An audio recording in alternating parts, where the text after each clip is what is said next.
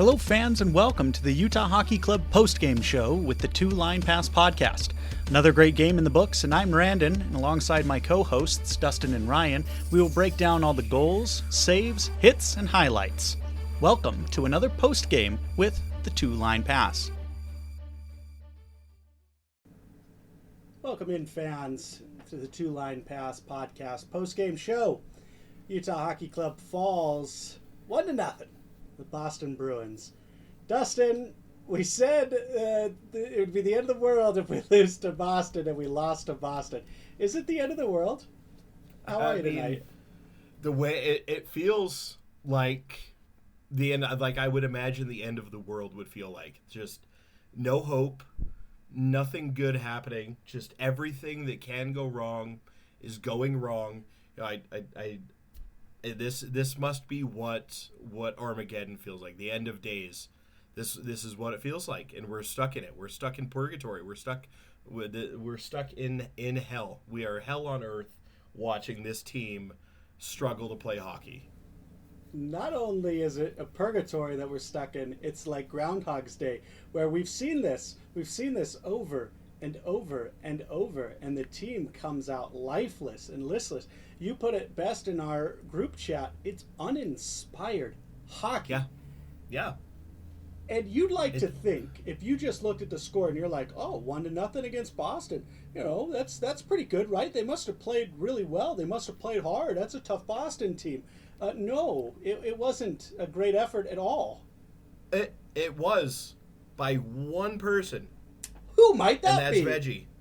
What? Veggie, the man that we told the Utah Hockey Club to start in net, third star on the road and a loss, third star of the game. 30 of 31 shots. He has to protect against the power play 7 times. He only allows 1 goal, which was like exactly what we've been telling Utah to do. Put the puck on the net, and you can put in rebounds. That's exactly what it was. He saves a shot. An offensive player right in front kind of grabs it from the right side, brings it to the back end, and puts it in, and that's the only thing that got past him tonight. I mean, just phenomenal work in net again by the only player on the ice who seems to be playing with any sort of passion. And that is our boy, Karel Vejmelka, who, now, if you were paying attention to the storyline before the game, Connor Ingram did not even travel with the team, right? So he's injured, upper body injury. Do not let that distract you. Do not let that be the reason that Vejmelka starts. Vejmelka earned this role, and he proved tonight why he should be our starting goalie. For everything that we talked about, Vejmelka made save after save after save, and like we talked about wanting Connor to do to keep this team in games, Vejmelka absolutely carried this lifeless corpse of a team through 3 periods of hockey. What more do you want him to do? Let's break it down, because there's not much to do in terms of the period-by-period summary. 1 goal for Boston. It came in the second period on the power play. Again, Utah allows a power play goal. Now, they wound up stopping 6 of 7 because Boston is literally the worst team on the power play. But after tonight, we may take the crown. We may take the throne, because Utah went 0 for 4. But guess what? That 1 for 7, that 1 power play goal, that's the difference. Lindholm gets the power play goal, the only one to get by Vejmelka after a lot of opportunities, a lot of good chances. They peppered him for like 17 on the power play. It was ridiculous. Almost more than half his shots faced on the power play. Like, it's disgusting.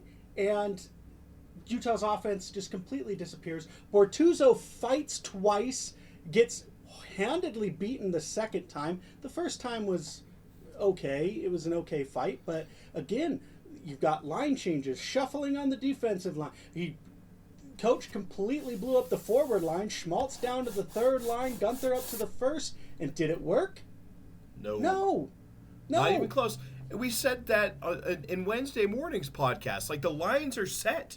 They're playing fine, and especially the first period. Like, a team that has been dominant in first periods was nowhere to be found tonight because of the changes that were made to this lineup. And just it's getting very agitating to watch him tinker with stuff that is already working. Like, why? Like, things were not going poorly offensively. Like, you come out and you jump out to the early lead against Washington, and yeah, that game gets away from you. But Utah played fine offensively in that game. The game against Vegas, you controlled that for like 2.5 periods before it slipped away late.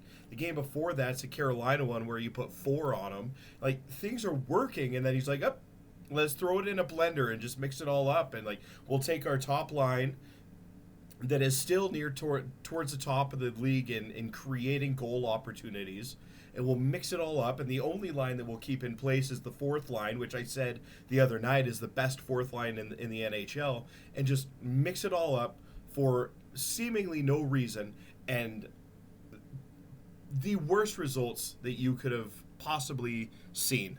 Just inexcusable on the offensive side.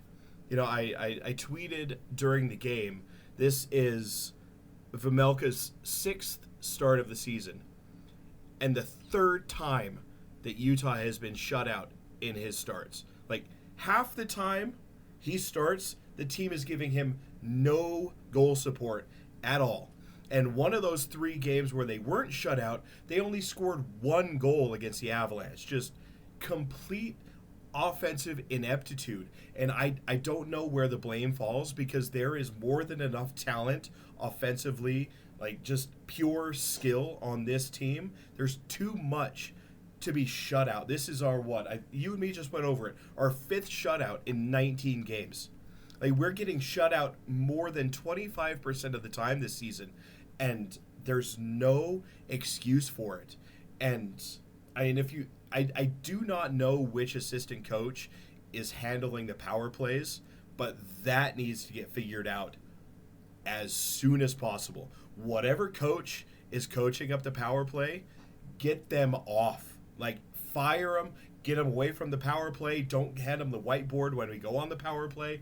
I don't know which assistant coach it is, but they need to be done with it, because the power play right now is pathetic to watch. Like, the last power play that we went on to tonight, 30 seconds had expired from the power play before we even got the puck into the offensive zone. Like, 30 seconds of a 2-minute power play is how long it took just to get the puck across the blue line. Like, come on, what are we doing, guys? This is mind-boggling.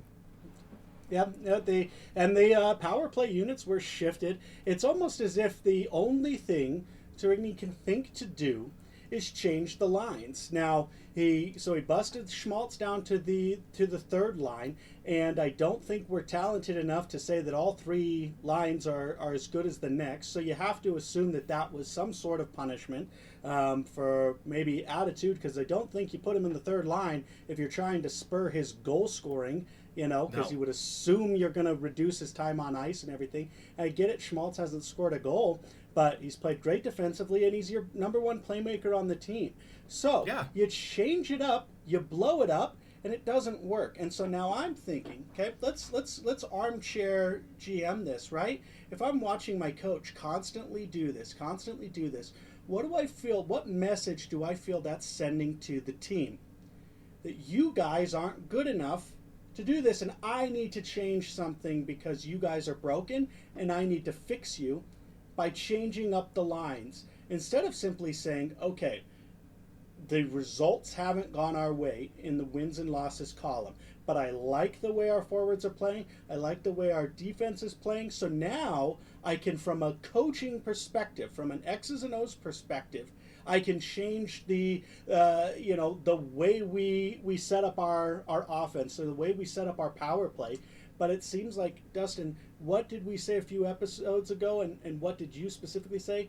Lacking identity as a team. So it's almost as if he can't correct his coaching, and he can't correct the identity to better utilize the speed, to get more big bodies in front of the net, to be better through the neutral zone into the offensive zone that takes advantage of our speed, because we can't out-physical another team So we've got to have it speed-based in some sense, but he seems to not be able to change those things.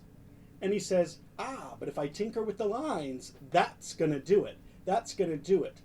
And maybe we do have enough talent that could work, but we haven't shown that those changes are actually yielding positive results. And then what happens, he does exactly what he did in this game, and then he goes right back to what he did in the beginning of the season. He puts Barrett Hayton, Schmaltz, and Keller back on a line together. So he blows it up pre-game, and then he blows it up in the game, and I feel like he's just chucking things at the wall. This is the coach I'm speaking of. The coach is just chucking things at the wall and seeing what sticks.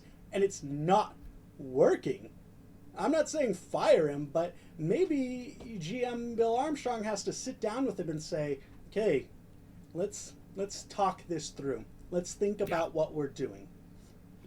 And what you just said is exact. I was waiting for you to finish so that I could say the exact same thing. You took the words right out of my mouth. He's just throwing stuff against the wall to see if it'll stick.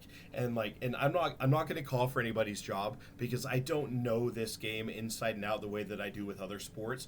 But to me, taking your assist leader and one of the best playmakers that you have on your team and bumping him down to the third line doesn't sound like a way to spark an offense. It doesn't make any logical sense. And me being just like a casual fan who's just now starting to get into the ins and outs and the X's and O's of it, if it doesn't make logical sense to me, I don't understand how it's making logical sense to a head coach. And I don't know what the answer is. I'm not going to say to fire him, like I said, but something has to change. So somebody needs to tell him, like, set your lines, leave them there, and then figure out how to make those lines work. Because we cannot get this deep into the season if we're going to be a playoff contending team.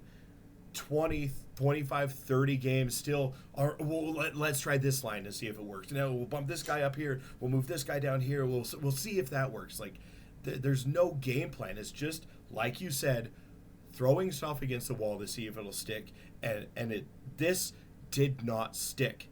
And the most frustrating part about that is it didn't need to be changed. It didn't need to be tinkered with. Like, it was working fine.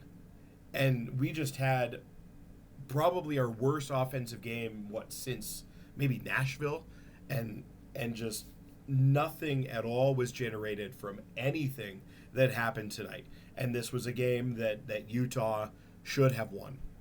Like, this is a game that they needed to win, and I believe they should have won. And with the performance that they got from Veggie, all it took was just an average offensive output, and you win this game. Like, this is one, if we look back at the end of the season and we're 2-3 points out of a playoff spot, this is one place where we're going to look and say that's where 2 of the 3 points that we needed slipped away and what cost us the playoffs.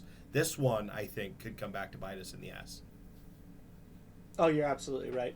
This one, we talked about it in the episode about whether or not Boston, having just fired their coach, their organization seems like they're a dumpster fire. Are they going to come out and play, their new coach, new team, new year, new me type thing? Well, I didn't think they did. I did not think that Boston played exceedingly well. I really don't. They didn't. And so Utah to come out with this effort that wasn't, like you said, even, I would be honest, even a subpar effort gets them the win, and they just gave a piss poor effort. And it's turnovers. Again, so many turnovers, and what do those turnovers lead to? Stupid stick penalties. We've got to have the most stupid stick penalties in the goddamn league. We just can't stay out of the penalty box. We're somehow not the most penalized team in the league. But at this point, like, our power play unit, like, it's just, when you've got your penalty killers on the ice for half the game, it doesn't allow your superstars and your playmakers to be on the ice. You're just being dumb, guys, and it's not just being dumb, but it's their own fault in terms of the turnovers and the giveaways that are causing these penalties to be taken. And I want to say of the 7, at least 2 of them were in the offensive zone. And I'm sorry, guys, you can't take penalties in your offensive zone. You just can't. Yeah. There was one penalty where after it, I thought, that's an okay penalty to take. And it was Boston had a bit of a breakaway. I don't remember if it was like a 2-on-2 breakaway. And I don't even remember who it was, but I think somebody slashed and it prevented a scoring opportunity. Like, that's an okay penalty to take, but you can't take them in the offensive zone. No, absolutely not. Absolutely not. And I think you look at a few other penalties, like Kesselring's cross-check was completely unnecessary. Just a stupid, I don't know if that was frustration or what that was, but it just straight up cross-checks him in front of the net. Puck's nowhere to be found, and Kesselring goes for 2. And then, of course, we take the penalty at the end of the game. So even if you wanted to try to generate a 6-on-5 opportunity, which, let's be honest, it wouldn't have done anything. Our man advantage is so bad. 6-on-5 isn't going to be any better. But you can't even do that because you take a penalty with 1:30 left. So when you pull your goalie, which we tried to do, now you're just 5-on-5. So in a sense, you could say that the penalty actually helped Utah because our man advantage was so bad. We felt like a 5-on-5 no goalie was better than a 6-on-5 no goalie. So you could say that. You could say that if that's saying for something. But I also want to say, hey, Bortuzzo, I love you, man. I love the effort. I love the physicality because you're one of the few guys on the team that does get physical. But this is one of those changes where I'm not sure where it's coming from.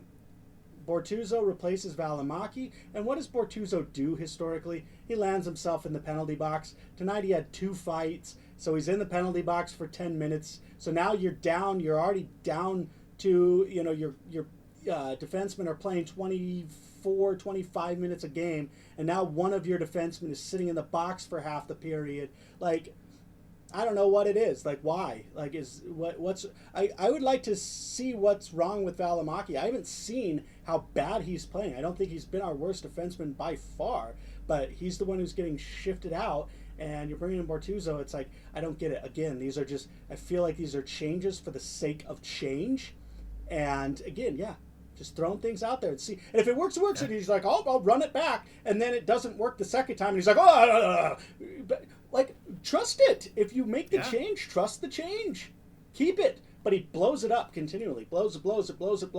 So I am going to place this loss squarely on the shoulders of Coach Trigny for failure to get his players up and failure to get his players motivated and to get his players disciplined. Like, they lack the discipline. Yeah. Just this one purely on the shoulders of the head coach. Like, I completely agree. Purely on the head man. And this might be the first one where it seemed blatantly obvious that this one falls on the head man. But something has to change. I'm not calling for any jobs. But you go all the way back to the Calgary game, October 30th. So through all of November, we have scored 1 power play goal in the month of November. We are one of our last 24. And it's inexcusable. That is 8 games. 8 games worth of hockey with 1 power play goal. It's... I can't even put it to words. It's inexcusable. It cannot be this bad. It just cannot be this bad. It has to get better. And I feel like I'm trying to decide like what changed, because last year I felt like offense was not as big of an issue, and I'd have to go back, and he was, I think last year they were 18% on the power play. So it's not like they were shooting the lights out last year either. And so again though, that's to me says That's a coaching problem on the special teams. Because let's be honest, if it's a personnel problem, okay, then Bill Armstrong, the GM, needs to sit down and say, okay, where's my personnel problem and how can I fix it? I know that you want to draft and develop. I know you want to build your team through the draft. It's bullcrap. You don't need to. Go find your player. If this is a personnel problem, go find your player. Trade away a problem. You know, all the Arizona fans, you want Schmaltz gone? Fine. Trade him. And I'll go cheer for the team Schmaltz plays on. Now, I still cheer for the Utah Hockey Club, but like, if it's a personnel problem, fix the personnel problem. But if it's a scheme problem, maybe that's harder to fix, and that's where the frustration comes from, is because it's like, this is something that's ingrained, unfortunately, and if it is a schematics problem, it's going to get worse before it gets better, and I don't like that. But maybe that's where we're heading. It looks to me like it's just it's how they scheme it. It's a schematic problem. I watch other teams on the power play, and there's fluid motion going around. Like, guys are moving without the puck and like trying to manipulate the defense and pull guys away, and they're trying to make things happen. And Utah just stays stagnant with their two forwards on the outside, their defenseman back behind, usually a guy in front of the net, and it's just they pass the puck back and forth to the forward, back to the defense, back to the forward, across from defenseman, back to the forward. Like, they're trying to find an opening, but they're not moving, and they're not moving the puck fast enough to create the spaces. It's just they're moving the puck too slow. They're also not moving, so it's not creating any shooting lanes, because the defense doesn't have to do anything. They just, okay, puck's here, okay, puck's there, and they slightly adjust where they are on the ice to take away any angles, and the puck is not like, to me, if you're going to play stagnant, the puck has to move. It has to move quickly from one side to the other, just bang, bang, bang, bang, bang, bang, and then find your lane. Or you have to move to create the space. But Utah's doing some hybrid mix of those two that doesn't create anything. And it's so damn frustrating to watch, because like at the beginning of the season, like Utah would go on the power play, I'm like, okay, sweet. We got a really good chance of scoring a goal. And it's fallen all the way to the point now where like, oh, yeah, we're on the power play. Now I get to watch 2 minutes of scoreless hockey and just watch them slowly pass the puck back and forth and do nothing with it. And it's wearing on my nerves to watch it, because it feels like, if I'm noticing this, how is the coach not noticing this? He knows more. He has forgotten more about hockey than I will ever know. He knows thousands and thousands times more than I know about the game. And if I can see what the problem is, how can you not fix it? It makes no sense to me, man. You know what, though? We sold the most jerseys in a day. Guess what? Unfortunately, we're 0-3 since the jerseys launched. So selling jerseys did not help us get in the win column. So special teams, once again, really hampering us. Karel Vejmelka playing out of his mind, but it's just, once again, it's not good enough. It doesn't matter how good he plays. This team just does not give him support. Well, you got to figure it out, boys, because Vejmelka's your starter. Going forward, he's your starter. If he doesn't get 50-plus starts this season, well, 50-plus starts may have been a tough call for any Torigny-led goalie, but I'm really hoping that he can get the majority of the starts going forward, because he does 100% give the team the best chance to win. In the offensive side, you got to figure it out. I feel like defensively we're playing well. We've got our goaltending situation figured out. So offensively, figure it out. Stop taking stupid penalties. Special teams, specifically on offense, like, you guys got to figure it out. Figure it out. Dustin, any closing thoughts before we end this bad boy? No, just figure it out. Just figure it out, boys. Pitter patter. Let's get at her. Well, I will say one bright spot. So we play Pittsburgh on Saturday, the first of a back-to-back, Pittsburgh and Toronto.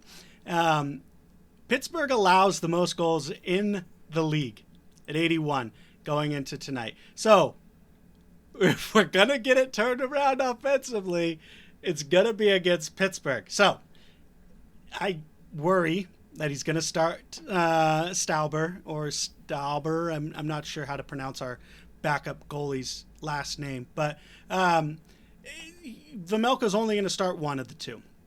He's either going to start Pittsburgh or he's going to start Toronto. I doubt he gets both starts. It doesn't seem like Coach Shrigny would ever allow that.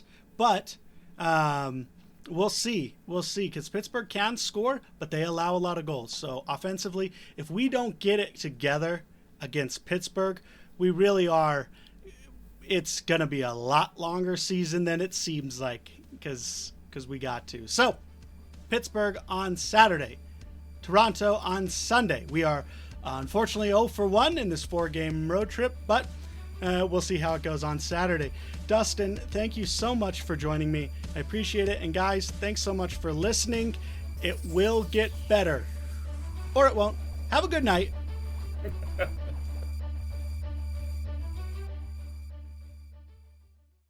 Thank you for listening to another episode of the Two Line Pass podcast. Please follow us on Twitter at the Two Line Pass. You can follow Dustin at HighlightsUt. You can follow Randon at TLP Randon and Ryan at CarnsRyan0420.